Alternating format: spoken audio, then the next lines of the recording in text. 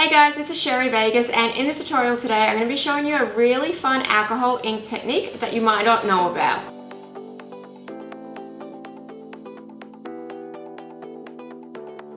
So to get started with this, you're going to need a few items, some Yupo paper or whatever sort of medium you like to work with your alcohol inks. I like Yupo paper because it has that slick surface and works really well with this technique. You're also going to need either some masking fluid or some wax pencils, your alcohol inks of choice, and some isopropyl alcohol if you need it, as well as some sealer if you plan on pouring resin over the top of your artwork afterwards. Oh, and you're also going to need some stencils to make it easier, but you don't have to have those. You can obviously freehand, but I use a stencil today just to make it so much easier on myself. So I've just got some Yupo paper here. Yupo paper is great for working with alcohol inks because it's a really slick surface and allows the alcohol inks to glide across.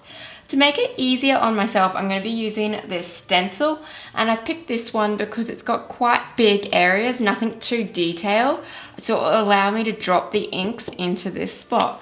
Now, you can do this a few different ways. You can either use a white pencil to trace it out, which would be better to use. I've also used oil pastels because it creates a really good barrier, but it does give thicker lines because it's a thicker piece. Or if you want to, go really lightly with a lead pencil, like super lightly. You will probably end up covering the lead pencil with your inks, so it's not a big deal, but just really lightly just in case they do pop through. And I'm just going to be tracing this outline.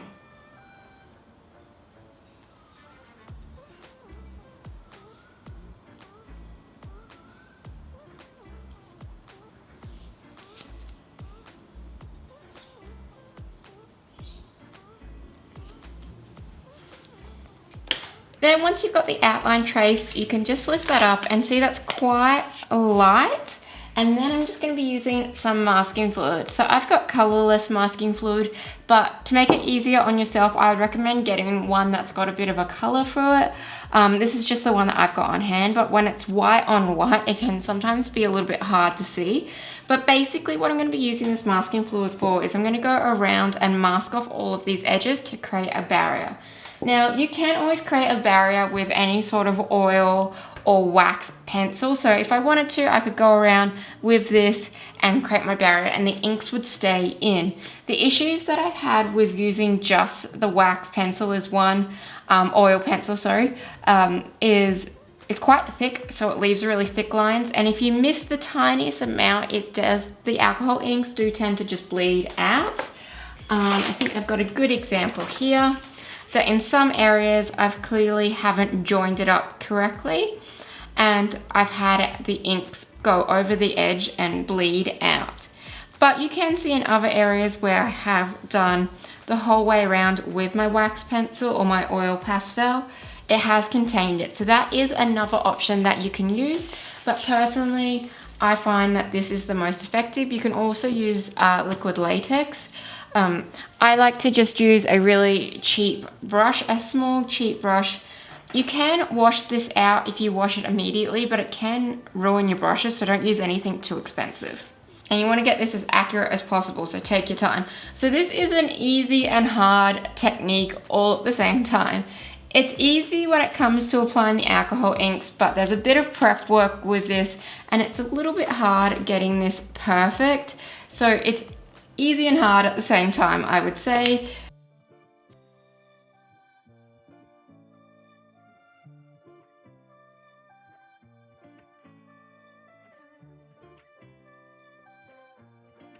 Now, when you are using masking fluid, try not to go back over the areas while it's still drying, because you'll find that you'll start to lift it back up. So you want to do one area at a time and keep moving forward. If you do a really light layer of masking fluid, then you'll need to wait for it to fully dry and do another layer, because it can sometimes be too thin in some areas. So you want it to be quite thick. And also too, liquid latex will work as well. Liquid latex is a bit more gloopy, a bit thicker, so it might be harder if you've got smaller areas to work with. But with your masking fluid, you want to get it as accurate as possible, because the inks will fill in any area that the masking fluid isn't in.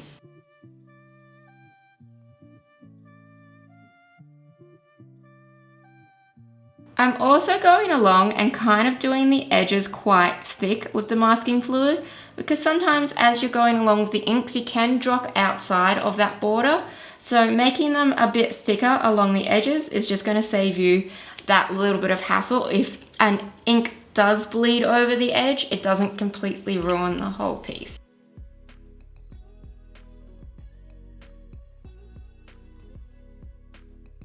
So my masking fluid has dried and I've done 2 layers just to make sure that I didn't miss any spots. Now you need to make sure that your masking fluid has fully set before you do add your inks on, because obviously if you add your inks on when the masking fluid's wet, it doesn't do its job. So I'm going to add some alcohol inks on now. So I've got a few different colors. So these ones are from Couture Creations. So I've got 2 of them here, and lavender, and then I've also got rose pink from Copic. I do find the Copic ones, once they kind of get on the Yupo, they will slightly stain it, so don't place them anywhere you don't want them to be. So I think I'm going to do slightly lighter in the center and then darker around the outer edge. Or should I do it darker? You know what? I'm going to do it darker in the center, lighter around the outer edge. So I'm going to start by just doing one sort of petal or one spot at a time. Just dotting these down. Now you don't want to add too much. You don't want it to flood where it won't be able to be contained within that masking fluid. So it's a really fine line where you need to have enough that they're going to blend out and they're going to go to all the areas within your masked off area. So see here, I still need a little bit more alcohol ink. I can also too use a little bit of isopropyl, a little bit of blending solution as well, just to kind of get that ink to extend a bit further if you want to, or if you don't want the colors to be as bold. But you do need to make sure you have enough that it will cover that full surface area. But then saying that, fine line, if you add too much, it's going to flood over and it will pour into other areas that you might not want it to go to. You can also use a cotton tip to just make sure that those areas are getting filled out, and then the ink should just fill those gaps in.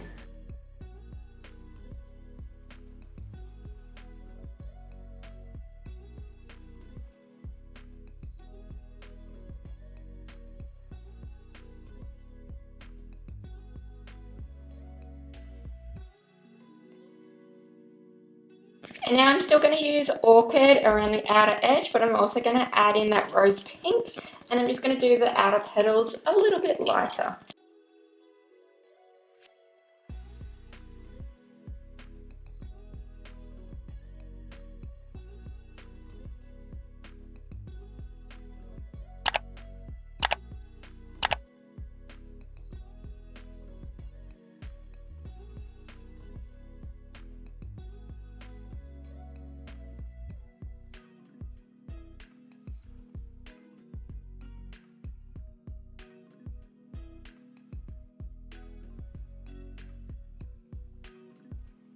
So the alcohol inks part is super easy. So once you have prepped this, the rest is really simple and really easy. All you're doing is just dropping inks. Now, I like to just leave this for a good few hours before I do anything. Alcohol inks in general do dry quite fast, but if you are using a decent amount of alcohol ink, sometimes there can be little wet spots and you can accidentally transfer the color to somewhere that you don't want to. So before I do peel my masking fluid off, I just want to make sure this is really, really dry. So I'm just going to leave it overnight. My inks are now nice and dry, and it's time that I can start peeling back my masking fluid. So all you do is literally just rub it back. Be careful obviously not to be rubbing your fingers across the inks if you haven't sealed them yet. And you can see it just kind of peels up and just takes away all of that color that would have spilled out of those edges.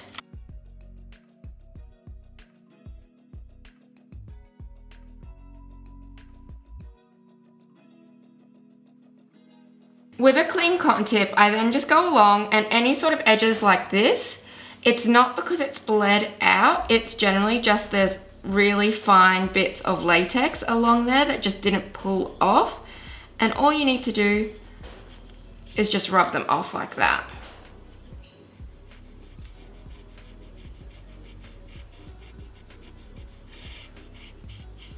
So I've got a little bit of isopropyl alcohol, a cotton tip. Don't put too much on because you don't want it to bleed. But anywhere that you did go a little bit light with your masking fluid and it has bled out slightly, you can always rub it back with a cotton tip and it will fade off, just getting any of those small imperfections. And just to finish it off and seal it, I'm just going to use the Duramax Semi-Gloss. There are a bunch out there that you can use. This is just one of them. Not all are great with alcohol inks and sometimes it can reactivate them. So just make sure there's no alcohol in this or anything that can reactivate your inks. Do this at the very end once you have finished it up and you're happy with it, because obviously if you spray this on top before you've kind of gone along and finished it, gotten rid of any little smudges, that's going to seal those in. So you definitely want to go along, make sure you're really happy with it before you do seal it. I like to use this outside because it's quite smelly, so that's all you need to do is a quick spray, let it dry, and then if you wanted to, you can mount it on a board and do a layer of resin, but that's completely like personal preference. I hope you enjoyed this tutorial and the technique that I've shown you. Let me know if you do try this or if you have any other ideas to make this technique a little bit more easier. I'm always open to new ideas and I love hearing feedback from you guys. If you are new to my channel, please do subscribe as I post new art videos every single week. And don't forget to hit that notification bell so that way you get notified every single time I do post. And if you like this video, please give it a big thumbs up. It really helps my channel out. Thank you guys so much for watching.